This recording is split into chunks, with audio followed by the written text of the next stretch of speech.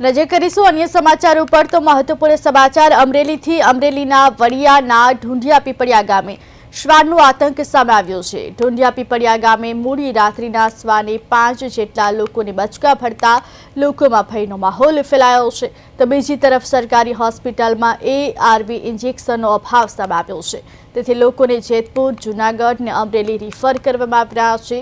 ત્યારે વડિયાના ઢુંઢિયા પીપળિયા ગામે શ્વાનનો આતંક સામે આવ્યો છે। મોડી રાત્રિના શ્વાને 5 જેટલા લોકોને બચકા ભર્યા હતા। લોકોને બચકા ભરતા લોકોમાં હવે ભયનો માહોલ છે। જોકે બીજી તરફ સરકારી હોસ્પિટલમાં ARV ઇન્જેક્શનનો અભાવ સામે આવ્યો છે, જેને કારણે લોકોને જેતપુર, જૂનાગઢ અને અમરેલી રિફર કરવામાં આવ્યા છે। શ્વાન કરડવાની ઘટનાઓથી ગામડામાં ભય ફેલાયો છે। સરપંચ દ્વારા શ્વાન પકડવાની કાર્યવાહી કરાશે। વધુ વિગત સાથે અમારા સંવાદદાતા અશોક મરવડ જોડાઈ ગયા છે। જી અશોક, એક તરફ અમરેલીમાં શ્વાનનો આતંક સામે આવ્યો છે, તો બીજી તરફ સરકારી હોસ્પિટલમાં ARV ઇન્જેક્શનનો અભાવ હોવાનું પણ સામે આવ્યું છે। શું છે વધુ વિગત?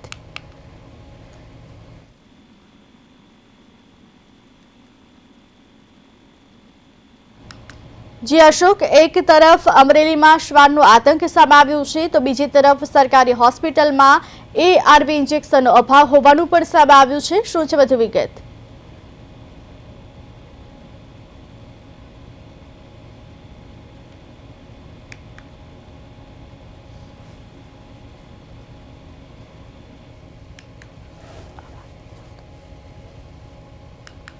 જોકે અમરેલીમાં શ્વાનનો આતંક સામે આવ્યો છે। શ્વાને લોકોને બચકા ભરતા લોકોમાં ભયનો માહોલ છે, તો બીજી તરફ સરકારી હોસ્પિટલમાં ARV ઇન્જેક્શનનો અભાવ સામે આવ્યો છે।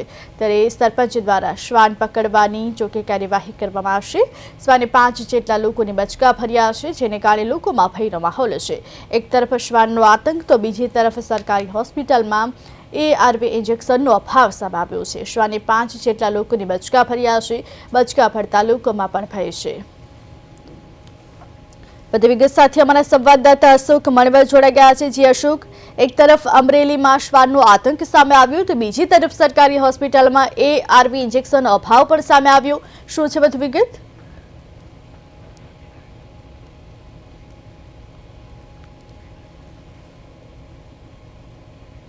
ઢુંઢિયા પીપળિયા શું થયું છે? કૂતરું કઈડું સવારે રાતના 2 વાગે। રાતના 2 વાગે ક્યાં ઘરે પેશાબ કરવા બારી ગઈ, એમાં કઈડું ત્યાંથી। ઓકે ઓકે, સારવાર લીધી ને? પાટો બાંધી દીધો। આજ રોજ ઢુંઢિયા પીપળિયા સરપંચ આ ઢુંઢિયા પીપળિયાની અંદર આ કૂતરું જે છે એ હડકાયું થયેલું છે, અને એની અંદર 3 જણાને ઈજા કરેલ છે, અને ઈજાગ્રસ્તમાં વડિયા સારવાર માટે મોકલેલ છે બધાને।